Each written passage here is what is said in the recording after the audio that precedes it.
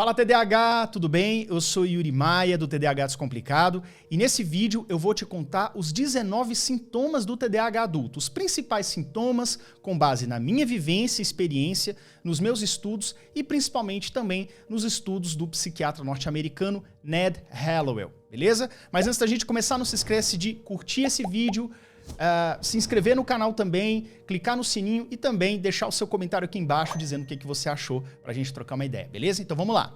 O primeiro sintoma muito comum do TDAH adulto é a sensação de baixo rendimento. Independente da tarefa, tá? Não precisa ser uma tarefa chata, não. Muitas vezes você tá fazendo uma tarefa que é até legal pra você, e você que é TDAH, que já estudou um pouquinho mais, pode ter ouvido de alguém assim, nossa, mas você que tem TDAH, você deveria ser muito bom naquilo que você gosta, naquela atividade que te dá prazer. E você sabe muito bem que não é bem assim. Muitas vezes, até naquela tarefa, naquela atividade que você gosta, você sente que você trava, que você não consegue andar, não consegue evoluir. É como se fosse assim, se alguém te perguntasse por que você não está conseguindo evoluir nessa tarefa, você diria algo como, cara, eu simplesmente não consigo fazer, né? Simplesmente não vai, simplesmente trava, né? Então essa sensação de baixo rendimento, de estar devendo um pouco, é bastante comum no TDAH adulto. O segundo ponto muito presente é a dificuldade em se organizar.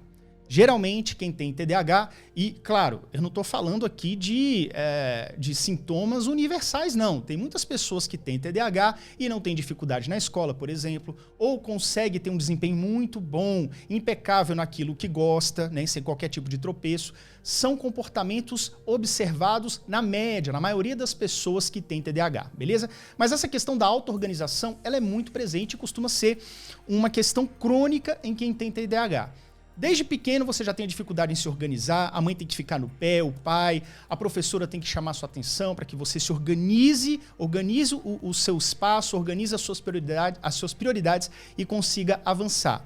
E na fase adulta não é diferente. Na fase adulta você já tem sua independência, você já mora só, na maioria das vezes, e mesmo assim você tem que estar se cercando sempre de alguma ferramenta, de algum tipo de lembrete, para que você não perca o fio da meada, para que você não encontre outras tarefas no meio do caminho e perca o foco daquilo que é importante você fazer. Então, a auto-organização é também um importante sintoma do TDAH adulto. Aliás, a dificuldade com auto-organização é que é um grande sintoma. Mas antes de ir para o terceiro sinal, eu quero convidar você, TDAH adulto, a fazer parte do Clube TDAH em Ação.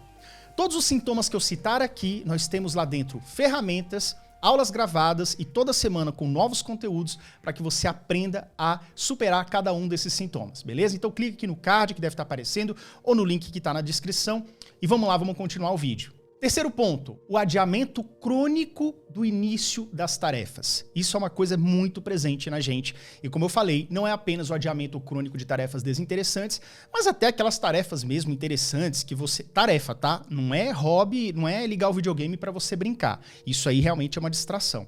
Mas uma tarefa, uma coisa, um trabalho seu que você goste até de fazer, você ainda adia. Seja por uma questão de ansiedade, você fica com dificuldade de, beleza, eu tenho que fazer essa tarefa, mas qual que é o primeiro passo? O que eu tenho que fazer? O que vem depois? Né? E isso gera um ciclo na sua cabeça, uma certa ansiedade, o que te dá dificuldade para que você tome o primeiro passo, né? Então, esse adiamento crônico de sempre deixar para depois, não, 2 horas eu começo a estudar, não, 4 horas eu começo a estudar, aí dá 8 horas da noite e você não abriu o livro ainda, né? Então, se você, inclusive, se identificou com isso, deixa um comentário aqui falando desse item 3, beleza? O quarto sinal são os muitos projetos que você inicia simultaneamente na sua vida, e isso vem junto com a dificuldade que você tem em concluir esses projetos. Isso acontece no cenário micro e macro, vamos dizer assim. Micro seria no dia a dia, ou seja, você até se organiza, você fez a tua agenda ali no dia anterior, mas ao longo do dia você vai incluindo novas tarefas que não eram a prioridade naquele momento e aquilo vai atrapalhando o fluxo do teu dia. Ou mesmo no macro, ou seja, você arruma mais de um emprego, você arruma mais de um hobby, você abre vários canais de YouTube, por exemplo, você abre várias contas no Instagram e agora você quer fazer um canal de uma coisa, depois um canal de outra, você quer abrir um bar, depois quer abrir uma boutique, enfim. Você muitas vezes tem essa dificuldade de ter a clareza do que você tem tem para fazer, e você começa vários projetos e geralmente vem acompanhado dessa dificuldade de manter a constância neles. Claro que tem pessoas que são workaholic, e workaholic pode ser pessoas que têm TDAH e são workaholic e conseguem tocar projetos simultâneos, mas geralmente isso é um sinal muito presente do TDAH, essa dificuldade, essa grande inserção de atividades, a dificuldade de poder mantê-los. O quinto sinal presente é a tendência de dizer tudo que vem na nossa cabeça, né? Ou seja, a gente às vezes não para pensar no que falamos, né? A gente deu a melhor resposta, geralmente a gente comete mais gafes do que a média. Isso acontece até por uma certa imaturidade do nosso córtex pré-frontal, que é onde regula o nosso controle inibitório, a nossa cognição, os nossos processos de tomada de decisão. Então, muitas vezes a gente acaba falando coisas sem pensar, né? Fazendo comentários fora de hora. Isso é muito presente nas crianças com TDAH também, que às vezes faz muito comentário, muita palhaçada em sala de aula, né? E não percebe, ou se percebe já é tarde demais. Então, no adulto, isso fica muito evidente na saia justa social, né? Geralmente, quando você já está meio calejado, quando isso é muito presente na sua vida, muito marcante, você já vai para situações sociais meio tenso, né? Acreditando que a qualquer momento você vai falar alguma bobagem e aí as pessoas vão ficar com raiva de você e muitas vezes sem querer, sem maldade, né? Então, esse item é bastante presente no TDAH. O sexto sinal é a busca frequente por forte estimulação. O nosso cérebro ele está sempre buscando coisas que são mais estimulantes. Até pela nossa baixa produção natural, ou seja, aquela produção tônica, bem constante, fraquinha que tem no nosso cérebro, faz com que a gente tenha dificuldade de se engajar, muita dificuldade em se engajar naquilo que não é interessante. Então, a nossa atenção ela está num determinado ponto focal e por qualquer outro estímulo que apareça, se for 10% mais interessante, você já muda com muita facilidade, né? Então, essa mudança abrupta, né? Essa necessidade constante do nosso cérebro de buscar coisas mais interessantes a todo momento é uma forte característica do TDAH e constantemente está ligada a prejuízos, né? Seja prejuízos sociais, de você perder o interesse numa pessoa, numa conversa de forma muito abrupta, né? Acaba sendo indelicado com a pessoa, nas questões profissionais, nos estudos também. Então, é um traço bastante presente no TDAH. O sétimo sinal seria um complemento do sexto, que é a intolerância ao tédio. Sempre que nós ficamos muito entediados por estarmos buscando essa estimulação, a gente rapidamente entra em ação para fazer outra coisa, o que também gera prejuízos, né? Geralmente você fica entediado de estar estudando, por exemplo, né? Eu acho que não é muita gente que gosta de estudar realmente, que acorda com aquele tesão e vontade de estudar, né? Então, por ser uma tarefa naturalmente entediante, você sempre procura outra coisa. E pode ser até sua caneta, né? A sua caneta mesmo, ou então você tem um lápis, você começa a apontar o lápis até terminar, né? Brinca com a ponta do lápis, faz uma escultura na borracha, enfim, né? Você foge do tédio igual o diabo foge da cruz. Então você está sempre buscando algo que seja mais prazeroso, que seja mais interessante e que tire você daquele tédio imediato e é quase algo totalmente incontrolável que simplesmente vem à vontade e você vai mesmo. O oitavo sinal é a capacidade de se distrair, de se desligar das situações com muita facilidade. É o desligar mesmo, é do tipo você começa a ler o livro e aí você simplesmente está só olhando para o papel. Você não está nem lendo mais aquelas palavras que estão emboladas ali na sua frente. Você simplesmente se desliga e a sua imaginação vai longe. Você fica meio que um barco à deriva. Você fica flutuando naquele tipo de pensamento, naquela situação e você está sempre tendo que voltar para acordar e voltar para o mundo físico, para o mundo presente, vamos dizer assim. O nono sintoma é uma forte presença da nossa intuição e criatividade. Isso não necessariamente é um ponto positivo do TDAH, mas uma consequência positiva. Isso são coisas diferentes. Muitas pessoas associam que isso seria tipo um superpoder do TDAH, quando na verdade não é. O que ocorre é que muitas vezes, por enfrentarmos problemas do dia a dia, para superar pequenas tarefas e atividades, quando você de repente está no trabalho e alguém pede uma opinião sua, você logo pensa com a cabeça do TDAH. Do tipo assim, beleza, eu vou fazer então uma apresentação para o pessoal aqui da empresa, mas eu sei que se eu fizer desse jeito, o pessoal vai ter muito sono, o pessoal não vai curtir. E por que você sabe disso? Porque você é alguém que tem esse tipo de comportamento, ou seja, você é alguém que tem baixa tolerância ao tédio, que eu acabei de falar aqui mais cedo.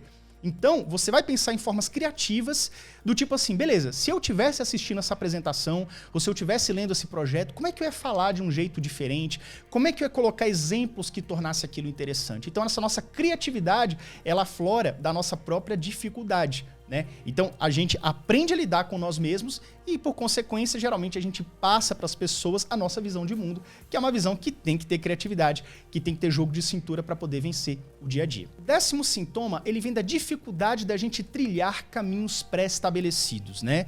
Isso vem também de uma dificuldade natural que os livros e artigos falam, da dificuldade da gente fazer coisas cadenciadas, em sequências pré-definidas, né?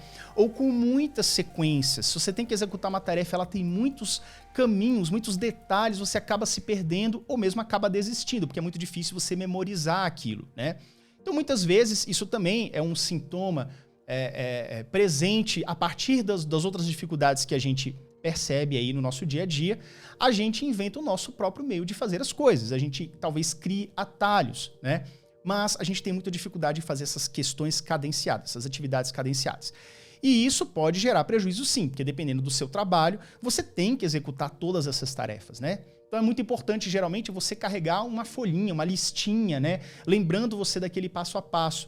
Muitas pessoas ali, colegas do trabalho, já lembram de cabeça como é o passo a passo, como executa tal atividade, mas você não. Você tem que ter aquela tua listinha ali, ter teu caderninho, para você estar sempre se lembrando e não errar, né, nesses pontos aí. Não se sinta culpado por isso, tá? Muitas vezes as pessoas têm vergonha de abrir o seu caderninho de anotações, mas é melhor você abrir o caderninho e se orientar para conseguir executar um trabalho minimamente bem feito, com menos erros, do que você simplesmente confiar na tua memória e achar que isso é suficiente. Não é. Use as ferramentas que você tem ao seu alcance aí. O 11º sintoma seria a tal da impaciência do TDAH, né? Eu tenho fogo mesmo. Eu tenho dificuldade até de ficar parado no mesmo lugar. Se eu tô conversando com alguém, assim, sei lá, parado numa calçada, eu não fico parado, eu fico me mexendo de um lado pro outro, eu fico andando em volta da pessoa, porque eu não dou conta, né? E isso é desde criança. Hoje eu sou um pouco mais polido, né? Eu me policio um pouco mais, mas realmente, se eu ficar parado no mesmo lugar, vem aquela impaciência, aquele fogo que não dá, né? Eu tenho que ficar mexendo a perna, tenho que ficar futucando o dedo, fazendo alguma coisa nesse sentido.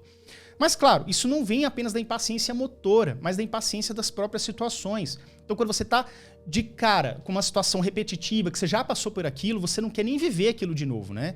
Se você tem uma mínima impressão de que algo que você já não gostou no passado vai se repetir, seja um evento, uma situação, o que quer que seja, você já fica bem impaciente, fala, não quero mesmo, você já tem uma repulsa incrível por aquilo e você já pensa até em desistir ou não ir, ou enfim. E isso vem também das situações que você viveu na infância, né? Essa baixa tolerância, inclusive, ao tédio, né? Ou seja, essa impaciência do menino que já estudou matemática, tá com dificuldade de matemática, por exemplo, pegando o exemplo de alguém que tem dificuldade de matemática, e aí ele simplesmente não quer mais abrir o livro. Ele já fez tanto esforço no passado para aprender aquilo ali, e talvez até, nem para a questão do TDAH somente, mas a questão do professor que não tinha uma didática legal, que não puxava a atenção daquele menino, ele não quer mais, é como se criasse um certo bloqueio, uma impaciência mesmo, aquele tipo de conteúdo. Então, isso também gera prejuízos, porque você vai ter que quebrar isso para que o menino volte a estudar, ou pelo menos criar um pouquinho de gosto por estudar aquela disciplina novamente. Então, seja na infância ou na fase adulta, a questão da impaciência no TDAH é muito presente, assim, muito forte, ela realmente é um sinal muito presente. O 12º sinal é a impulsividade. Não apenas em falar, mas em agir também. Impulsividade em fazer uma compra não planejada, impulsividade em querer resolver um monte de problemas sem pensar direito, tomar decisões, assinar um contrato sem ler com calma, sem entender, sem balizar se aquele contrato vai ser bom ou não para você, né? Se aquela cláusula lá meio esquisita do contrato vai te prejudicar ou não, né? E geralmente uma coisa que eu aprendi é nunca, em qualquer situação da minha vida, eu dou o meu ok, a minha palavra assim de cara. Eu sempre peço, por mais vantajosa que seja a promessa, a circunstância que apareça para mim, eu sempre peço 24, 48 horas para pensar. Mesmo que eu já tenha ali na ponta da língua meu sim, ou na ponta da língua meu não, né? Não posso fazer isso, eu realmente tenho que dar esse benefício da dúvida e de pensar com mais calma, né? Então essa impulsividade em gastar dinheiro, em agir, em fazer as coisas sem pensar, né? Em assinar, em firmar compromissos que às vezes pode ser muito ruim para você, mas você, no impulso de fazer logo, você não pensou direito, aquele imóvel que você comprou, mas que os juros eram exorbitantes, e você só foi ver isso no terceiro mês lá, que você não dava mais conta de pagar, enfim. Às vezes você nem queria aquele imóvel na real, né? Mas a impulsividade, principalmente nas atitudes, é bastante presente também. 13º sinal, uma sensação de preocupação constante, preocupação sem fim. Você está sempre pensativo com alguma coisa, preocupado com alguma coisa, e geralmente vem com bastante antecedência. Você tem uma reunião importante na quinta-feira, hoje é segunda, por exemplo, e você simplesmente está impaciente, você está nervoso com aquilo. Né? Você já prevê o pior, que o pior pode acontecer. E se você parar para pensar, e se você, sei lá, conversar com a tua esposa, com a tua namorada, teu marido, enfim, você vai se acalmar, porque você vê que esses pensamentos, esse sentimento de culpa, ele não tem fundamento, né? Geralmente ele é associado a coisas do passado, a situações difíceis que você passou no passado, a perrengues do passado, mas que não necessariamente vão se repetir agora. Então você tem que ter essa clareza de que essas preocupaçõezinhas constantes que nós costumamos ter, elas nem sempre fazem sentido. 14º sintoma, uma sensação constante de insegurança na sua vida. Ou seja, você tem muito receio do futuro, do seu futuro, do que vai acontecer. Você tem muito medo da instabilidade porque, em geral, seguindo a trilha da sua vida, você passou por muitos momentos de instabilidade. Instabilidade no colégio, você vai ser expulso ou não, você vai repetir de ano ou não, né? Instabilidade social, você vai conseguir manter aquela amizade ou não. Geralmente, pessoas com TDAH fazem amizade mais fácil porque são comunicativos, mas por essa dificuldade de ouvir o outro, às vezes, né? Não é de ouvir, você ouve, mas você não processa direito, às vezes você esquece o que a pessoa falou, você pode acabar sendo passado por uma pessoa desagradável em algumas situações, né? Interações sociais, não todas, mas algumas, né? Então, isso gera uma certa sensação de insegurança, né? E isso reflete na sua vida adulta também. Então, você busca mais segurança do que a média, do que você talvez tenha um pouco mais de receio de tomar um passo importante, embora você tenha impulsividade, mas quando você tem clareza dos riscos, aí sim você pode ser um pouquinho mais receoso, justamente por essa sensaçãozinha de insegurança, né? De que ainda não está firme o suficiente o terreno para você tomar o próximo passo. 15º traço é a questão do humor instável. Isso não acontece com todos os TDAHs, mas isso constantemente chega para mim na caixinha de perguntas, pessoas mandam mensagem para mim no inbox das redes sociais. Por quê?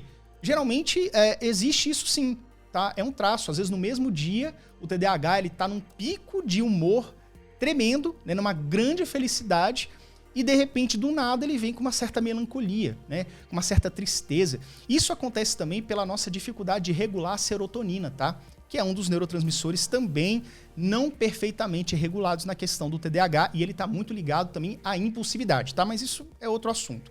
Mas a gente tem que perceber que tem vários fatores que podem causar isso. Mas você que tem TDAH, você já percebeu que às vezes você está super empolgado para ir numa festa, num evento social, e de repente quando você chega lá, não era nada daquilo, ou então qualquer coisinha que aconteça no ambiente já tira o teu humor, os outros continuam se divertindo, rindo, e você às vezes se isola, para de conversar, fica ali no canto tomando tua cerveja, teu drink, enfim, meio que você desconecta, né? Então as pessoas não entendem muito bem essa variação do humor, mas ela costuma ser bastante presente, sim, em muitos casos de pessoas com TDAH. O 16º sinal, eu já até dei alguns sinais dele aqui, né? Que é a questão da inquietude, que geralmente ela é ligada ao próprio traço da hiperatividade, né? A hiperatividade, do fato de você ter uma agitação de pensamentos e motora muito acelerado. É nessa parte aí que as pessoas costumam concordar que o TDAH teria uma espécie de pensamento acelerado, né? De um pensamento assim que não sabe a hora de parar, né? E isso tem muito a ver com o traço da hiperatividade, mas sabemos que o traço da hiperatividade, aquela criança que tem esse traço, que nasce com esse traço, ela costuma ter isso bastante reduzido na fase adulta, a partir dos 25 ou a partir até dos 30 anos de idade, tá? Não é tão jovem adulto assim, mas ali entre os 20 e 30 isso tende a diminuir bastante, e aí depois dos 30 o traço da inquietude ele tende a reduzir. Mas ele sempre está presente. Se você for uma criança hiperativa, muito hiperativa no passado, né, na sua infância, como adulto também, você também tem essa certa inquietude, você também tem essa mudança abrupta, né, nas suas reações, às vezes sem muita explicação, né? Nem você mesmo entende o que está acontecendo. E esse é um traço marcante também. O 17º traço, ele é a tendência aos vícios. Até por uma questão também de regulação dopaminérgica, a nossa mente que procura constante estimulação, tudo que leva a uma grande estimulação tem uma forte tendência a nos viciar. Isso para qualquer pessoa. Então, desde açúcar, álcool, jogos de azar, pornografia, compras, tem pessoas que são viciadas em compras, não é só impulsividade. É impulsividade diária ali, o tempo inteiro tá passando o cartão. Se dá um cartão para a pessoa vai, né? Então, tudo isso tá afetando aí o teu dia a dia, a tua vida, tá? Então, a tendência aos vícios, cuidado. Tudo que você percebe que você tá gerando um comportamento que tá fugindo do controle, acenda o sinal vermelho, acenda o sinal amarelo, pelo menos. Procure ajuda, porque você pode estar começando a se viciar. E vício não é apenas em drogas, lícitas ou ilícitas. Como eu falei, alimentos, açúcares, comportamentos, pornografia, compras, tudo isso pode estar te influenciando. E é interessante que, se você percebe esse sinal, você procura o médico, tá? O psiquiatra, o neurologista e principalmente a psicóloga também, o psicólogo, para poder te conduzir nesse cenário aí. 18º sintoma do TDAH adulto: problemas crônicos com autoestima e autoimagem. Digamos que, mais uma vez, a pessoa com TDAH, ela passa por vários percalços ao longo da vida que muitas das pessoas neurotípicas não passam, ou passam com menos frequência. Isso ocorre pelas próprias características do TDAH que eu já citei aqui antes desse item, mas se você não for bem trabalhado nisso, se não for uma criança que foi bem conduzida pelos seus pais, orientada, né, dizendo que não tem nada de errado com ela, que todo mundo tem sua dificuldade, uma criança que vai na psicóloga sempre, que entende a questão da sua autoestima, né, entende que, apesar das dificuldades, ela é uma pessoa totalmente capaz, né? Então, se isso não foi bem trabalhado, isso pode gerar autoestima baixa na infância e isso pode reverberar na vida adulta também. E o que pode trazer problemas, até como relacionamentos abusivos, né? E não apenas relacionamentos amorosos, amizades abusivas de amigos que só chamam o cara com TDAH porque ele tem carro, ou então só chamam o cara porque o cara costuma ter um altruísmo gigante, pagar a conta ali do nada, né? Relacionamentos amorosos abusivos também, chefe abusivo que pede pro cara fazer hora extra e não paga, né? Então, a autoestima do TDAH, ela tem sim uma questão a ser resolvida na grande maioria dos casos e, se você vive isso, procure ajuda. E o 19º sintoma é a autoobservação distorcida. Tem um pouco a ver com o item anterior, mas é a forma como você se percebe e percebe o seu próprio desempenho na vida. Então, não é apenas uma questão de autoestima, mas é uma questão de autovisão. Então, por exemplo, se um colega fez um trabalho que ficou legal, que ficou bacana, e você faz um trabalho muito parecido, ou às vezes até melhor, você acredita que o seu trabalho não tem tanto valor. Você acredita que você não é tão capaz quanto o outro, mesmo que as provas, os resultados, mostrem o contrário, mostrem que você é tão capaz ou mais, porque a sua entrega foi tão boa ou mais do que a do seu colega, né? Então, essa dificuldade de alto valor, ela tá um pouco ligada à autoestima, mas é assim, você tem que entender assim, quando você conseguir provar que você realmente é tão capaz quanto os outros, através do dia a dia, das suas atividades, você tem que se recompensar também. Você tem que, cara, eu sou foda, eu sou bom, eu consegui ter um desempenho muito bom nessa atividade aqui. Então, é isso. Você tem que ter uma autovisão bem trabalhada e também é caso de você procurar o especialista, procurar ajuda se você estiver enfrentando isso. Beleza? Então é isso, gente. Esses foram os 19 principais sintomas. Obviamente não acontece com todos. E mesmo que uma ou outra pessoa neurotípica se identifique com algum desses sintomas, o que define uma pessoa o que define que este sintoma é um sintoma do TDAH é justamente a sua frequência e intensidade. Ou seja, estes sintomas têm que aparecer muito e com muita intensidade, com episódios bastante marcantes e evidentes, beleza? E é isso. Espero que você goste desse vídeo. Se você gostou, comenta aqui embaixo o que você achou dele. Não esquece de deixar o seu comentário e compartilhar no seu WhatsApp, nos grupos de TDAH, das pessoas que você acha que tem que assistir esse vídeo. Então, vejo você no próximo vídeo. Valeu, até logo e tchau, tchau.